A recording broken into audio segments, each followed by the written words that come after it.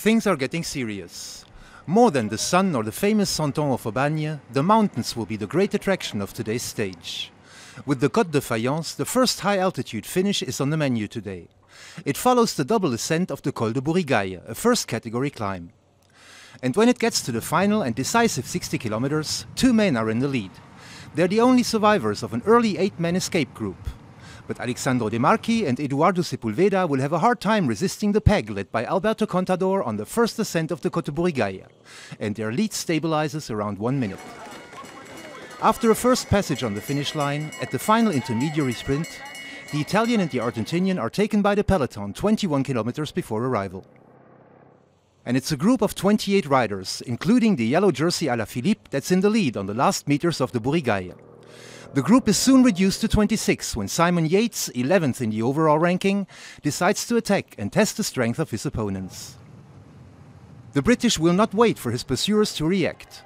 Yates gives it all and starts the ascent of the Côte de Fayence with a lead of 45 seconds. More than enough to take a first stage win on the roads of Paris-Nice. Behind, in the favourites group, Richie Porte is the first to attack. But it's again Sergio HENAO who will prove most resourceful. The Colombian from Sky counters the Australian. Yellow jersey ALAPHILIPPE doesn't manage to follow, and HENAO finishes second, gaining 19 seconds in the overall ranking.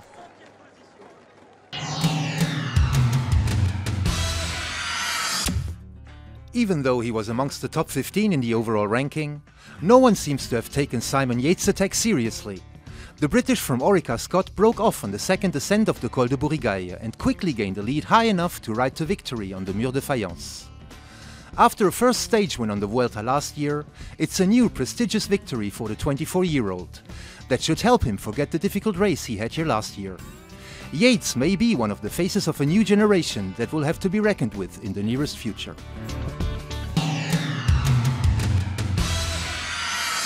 In the beginning of the day, I had a small idea to try something, but it was all depending on how I feel and the conditions. And yeah, I got to the moment, I said to myself, oh, why not? I have nothing to lose. If I get caught, I get caught.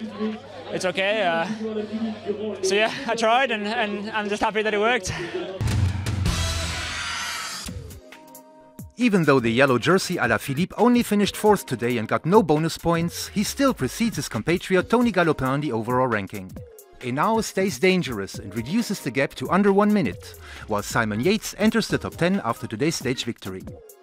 It may seem the race was shortened by a day, but today is just an intermediary stop at Nice before returning here for the epilogue of the 75th edition. But before climbing the Col d'Aise on Sunday, 3 first-category difficulties will have to be passed on stage 7. Amongst them the impressive Col de Couillol, a 16-kilometer ascent with a slope of 7% that should certainly be decisive for the stage win.